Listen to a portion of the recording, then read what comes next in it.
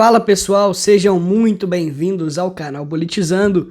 Eu sou o Fábio Jacob e um site fez uma pesquisa, juntou alguns dados e expôs os deputados Eduardo Bolsonaro e também o patético André Fernandes, que foi candidato lá à prefeitura de Fortaleza, em relação aí aos dias trabalhados e as folgas que tiveram em 2024. Olha, eu adianto, um desses deputados não trabalha já há 2 meses seguidos e vai ficar mais um mês aí sem trabalhar, mas aí é porque realmente as atividades parlamentares estão em recesso.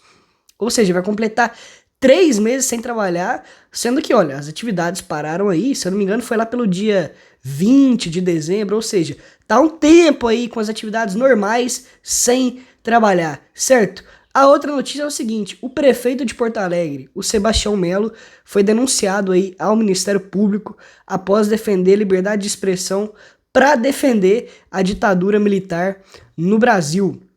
Pessoal, antes de partir para as próximas notícias, só fazer um aviso aqui. Na verdade, nem precisava avisar, né? Tá claro que eu não tô com uma voz muito boa, tá um pouco rouca, não consigo falar muito alto, mas os vídeos não podem parar. Tô aqui para trazer mais um para vocês e deixe seu like, deixe comentário, todo tipo de apoio, todo tipo de engajamento ajuda demais a gente aqui no canal. Confira se está inscrito, se não tiver, se inscreva. Pessoal, o perfil Análise Política, que trabalha principalmente lá no X, mas eles também têm um site próprio, um portal ali de notícias, fez um levantamento dos dias trabalhados e das folgas do Eduardo Bolsonaro e do André Fernandes. E os números são absurdos, assim. Vamos começar aqui pelo Eduardo. A matéria deles diz o seguinte: o deputado federal Eduardo Bolsonaro, do PL de São Paulo, extremista de direita e filho do ex-presidente Jair Bolsonaro, trabalhou apenas 72 dias na Câmara dos Deputados em 2024, registrando impressionantes 293 folgas. Para sustentar esse pequeno período de trabalho, Eduardo gastou R$340 mil da cota parlamentar, ajuda de custos diários que os deputados pedem, R$1.300.000 em contratação de assessores e mais R$528 mil em salários, totalizando R$2.200.000. Todas as informações são públicas e estão no site da Câmara dos Deputados. E aí a matéria ela faz aqui um adendo interessante sobre a postura aí do PL em relação à escala 6x1, que eles são a favor da escala 6x1 e são contra os feriados. A matéria continua. O PL, partido do deputado, se notabilizou esse ano por defender a escala 6x1 para os trabalhadores mais pobres, criticando ferrenhamente a PEC da deputada Érica Hilton do PSOL, que defende a redução da jornada de trabalho, garantindo pelo menos 2 folgas semanais a todos os trabalhadores com carteira assinada. Também do PL, o deputado federal Marcos Pollon criou uma PEC para acabar com os feriados e aumentar a jornada de trabalho dos brasileiros. Olha, eu já volto nessa questão aqui da jornada de 6x1. Vamos analisar aqui rapidinho só o que eles trouxeram também sobre o André Fernandes. O André Fernandes, né, sempre bom relembrar, é esse deputado federal que tentou aí a prefeitura de Fortaleza, foi longe, inclusive, foi pro segundo turno, mas perdeu. Ele era um youtuber antes, ficou conhecido uma época lá porque fez um vídeo ensinando a raspar, né? Ficou conhecido como raspa-cu. Peço até perdão pela linguagem, que não é o que a gente costuma falar no canal, mas tem coisa que não dá pra usar meias palavras, né? Ficou conhecido assim, não tem muito o que falar. Continuando, o perfil Análise Política trouxe o seguinte: enquanto isso, o seu colega de partido, André Fernandes, do PL do Ceará, completou na semana passada 2 meses de férias. E ainda tem mais 30 dias até as atividades parlamentares voltarem.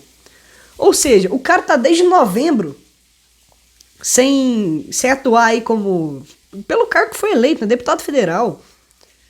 Por favor, as atividades parlamentares pararam, como falei antes, se eu não me engano, lá pro dia 20 de dezembro. O que o André Fernandes estava fazendo antes? Ele parou então de ter gasto com assessor nesse tempo, os 1.000 auxílios que eles têm lá. Olha, sinceramente, eu nem consigo mais ficar impressionado com esse tipo de coisa, porque quando vem desses bolsonaristas, é mais ou menos o que a gente espera mesmo.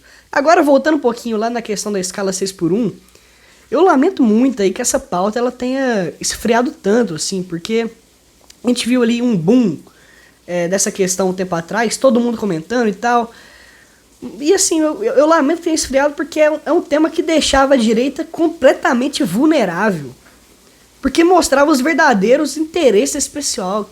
Esse pessoal, eles têm uma pauta antipovo. Uma pauta a favor dos super ricos. Não importa se tiver que tratorar 1000 pobres no caminho.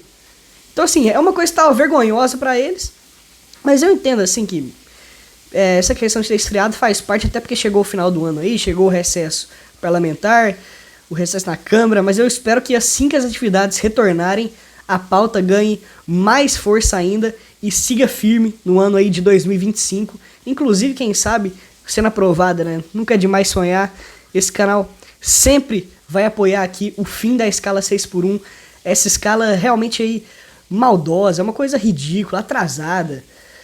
Pessoal, indo aqui para a segunda notícia.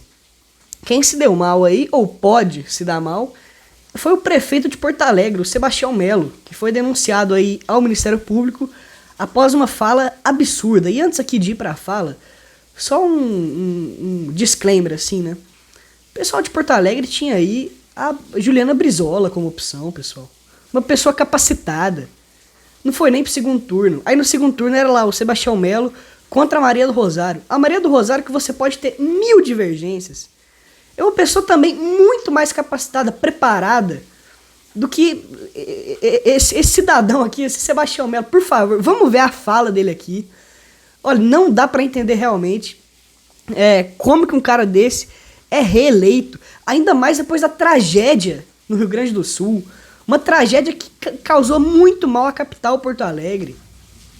Muito por omissão desse cara, Sebastião Melo. Muito por omissão e por ações erradas aí do Eduardo Leite. Que eu não duvido nada ser eleito a um outro cargo aí em 2026. Olha, sinceramente. Lá no Twitter, o Vinícius Betiol postou o seguinte: urgente. Acabei de receber a informação de que o prefeito de Porto Alegre, Sebastião Melo, foi denunciado ao Ministério Público devido à sua fala em que defendeu liberdade de expressão para pedir ditadura. A denúncia foi feita pelo companheiro Leonardo Bastos, do Conselho de Ética do PT de Sapucaia do Sul. Vamos pra cima dele sem anistia, sem medo e com garra para fazer o enfrentamento. Esse discurso de extrema-direita será duramente combatido.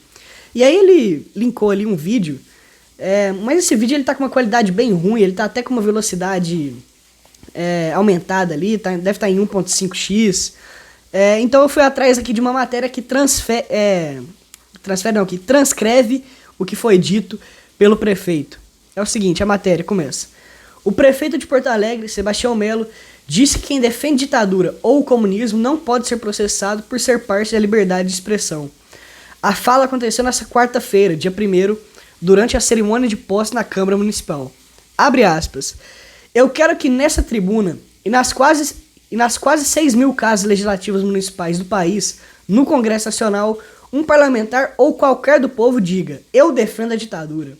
E ele não pode ser processado por isso, porque isso é liberdade de expressão. Mas eu também quero que aquele que defende o comunismo, o socialismo, dizendo que não acredita na democracia liberal, ele não pode ser processado, porque isso é liberdade de expressão. Prosseguiu. Olha, pois é, mas alguém tem que avisar aí o prefeito, né?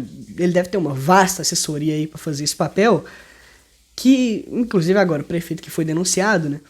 Que apologia à ditadura militar é crime no Brasil. Isso é um ponto pacífico, é um crime, inclusive, que embarca várias leis. Eu vou deixar um link aqui nas fontes desse vídeo que exemplifica muito bem em quais leis isso se enquadra.